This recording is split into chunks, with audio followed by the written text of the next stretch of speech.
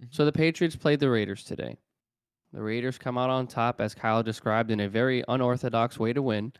And the Patriots, unfortunately, look to be faltering at the worst time of the year, moving to 7-7. So, Kyle, just to kind of move this on to you, do you think that their season is over with this latest loss? Yeah, I think it's over at this point, just because of what they have left on the schedule. I mean, to close out the rest of the year, they have to play the Bengals, the Bills, and the Dolphins. All those teams are over 500. All those teams, as of right now, are playoff teams. And with the way that the Patriots have been playing, you could basically say the entire season, which has been just an up and down roller coaster with them. I just don't have faith in them. And to dive into this game against the Raiders as their most recent loss, this was a game that, frankly, they could have won. They were up 24-17 with 3.5 minutes left to go in the fourth quarter. And in those 3.5 minutes, they allow 13 points in that span of what, 185 seconds, 180 seconds, somewhere in that time frame. It's unacceptable. And when I look at this game specifically, the Patriots, I think, lost this game in two ways. They lost this game in the first half. That's the first one. It was 17-3 at halftime, and the offense was just completely inconsistent. And once again, the red zone issues pop up once again. I think the Patriots are one of the worst teams when it comes to red zone efficiency this year, and it popped up once again. I believe the Patriots were on the 1 yard line or the 2 yard line with a chance to put up a touchdown, and they couldn't capitalize on it. They had to settle for a field goal. So that's first things first. You're down 17-3 at halftime. The offense looks completely out of sorts. The defense is giving points on the other side. Now you're down 14 points on the road, and you got to be able to make it back. And I will give them credit to come back from 17-3 in the manner that they did. I thought was impressive. Their defense were making some solid plays. I believe Kyle Duggar had an interception return for a touchdown that really kind of got them back into the game. And then that Ramondre Stevenson touchdown with a couple minutes left in the third quarter, I thought there was a very good chance for the Patriots to win it. And then all hell breaks loose in the last 3 minutes of the game.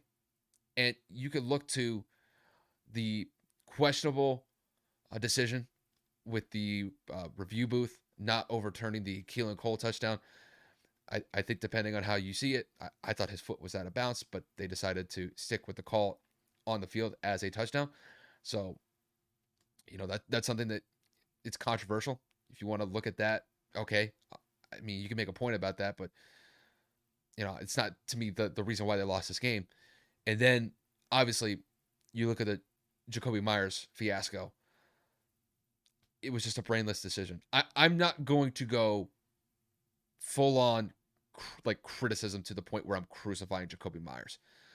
He made a mistake, and it was a critical mistake that you frankly just can't have in that moment of the game. And the reason why I'm not being as overly critical towards Jacoby here is Jacoby Myers has been one of the focal pieces of the Patriots for the last couple years.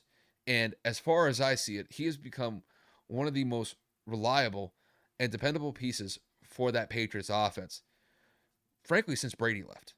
And depending on the quarterback that he's played with, whether it's Cam Newton or Mac Jones or even Bailey Zapp at times, Jacoby Myers has shown up time and time again and made some big plays for the Patriots.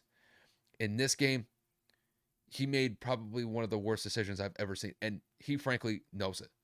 I was watching his post game press conference where he was getting asked questions by reporters, and you could tell like, he was visibly emotional. Like, he was visibly wrecked by that decision.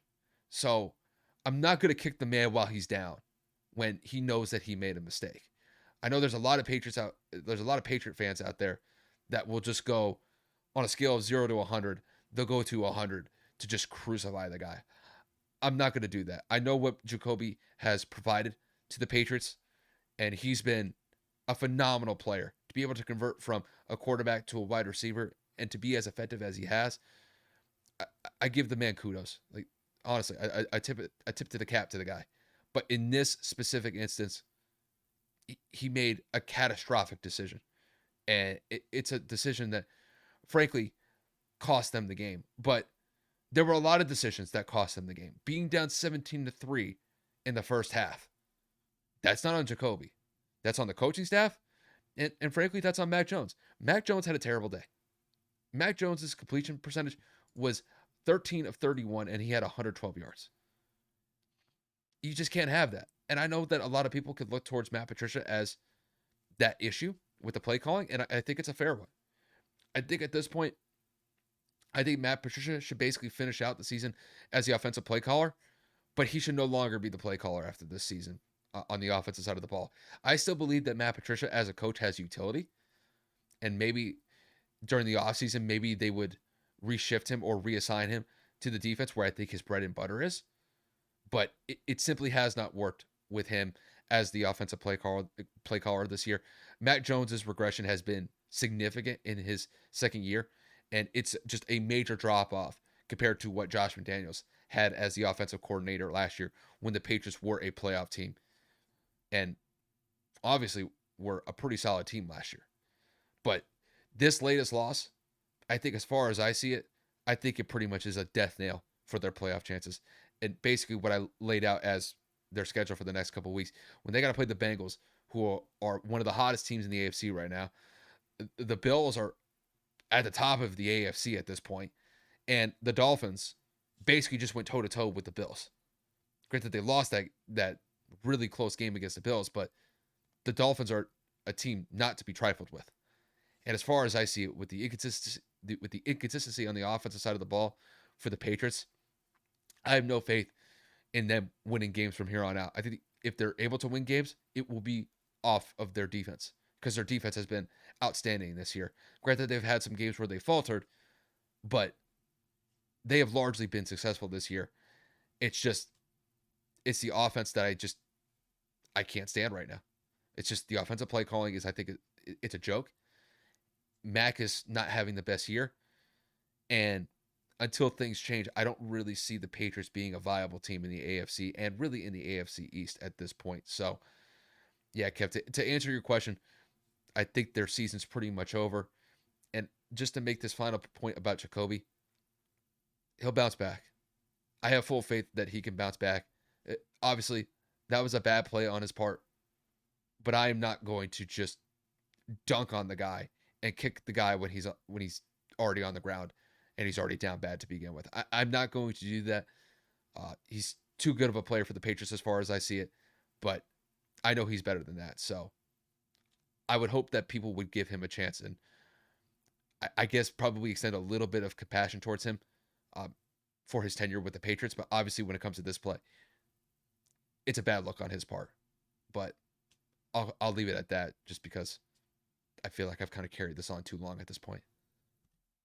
Dude, are you kidding me? We just talked about the Colts for legitimately like, I don't know, 25, 30 damn minutes. So can't say that you went on about yours. The only thing I kind of touched because you went into as much detail as you possibly could. I did not watch this game, but when you look at this, you just look at the poor performance from Mac. I mean, and 206 yards on the ground is just ridiculous. I mean, if it ain't broke, don't fix it. You got to keep finding ways to um, get guys involved, but Mac just didn't have it going. The offensive line seemed to kind of keep him protected from what I can see. I mean, once again, 0 sacks, but in terms of what I could look at in terms of quarterback hits, he was hit 5 times.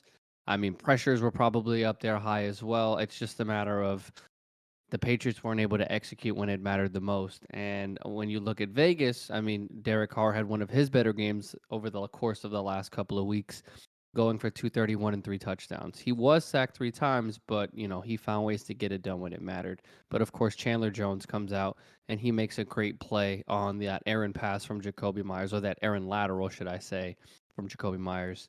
And the Patriots just look weird, man. I know Kyle's pissed because Matt Patricia has been known, of course, for his defensive play calling. And when you go and you change that up and turn him into the offensive play caller, that just looks very odd. I mean, Kyle called it as the season started when he was announced to be the play caller. You were just like, that doesn't seem right. But okay, maybe he learned something beforehand, or maybe Bill has been coaching him on the side, or maybe he's working with a different group of coaches or whatever, right? That's just, you've seen it from time to time.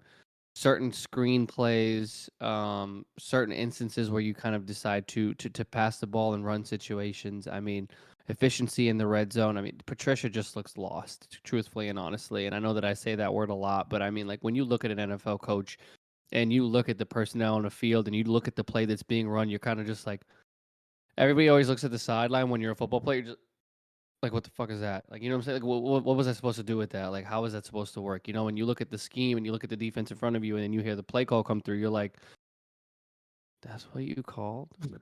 So I have empathy for Mac. I think he's going to be fine moving forward. It's just I agree with Kyle completely when it comes to changing coaching personnel. You're going to have to make an adjustment here because this you don't go from as good as Mac was in his rookie year to what the hell is happening with Matt Patricia. I think that speaks a lot of volume to what type of player Mac can be with the right play caller.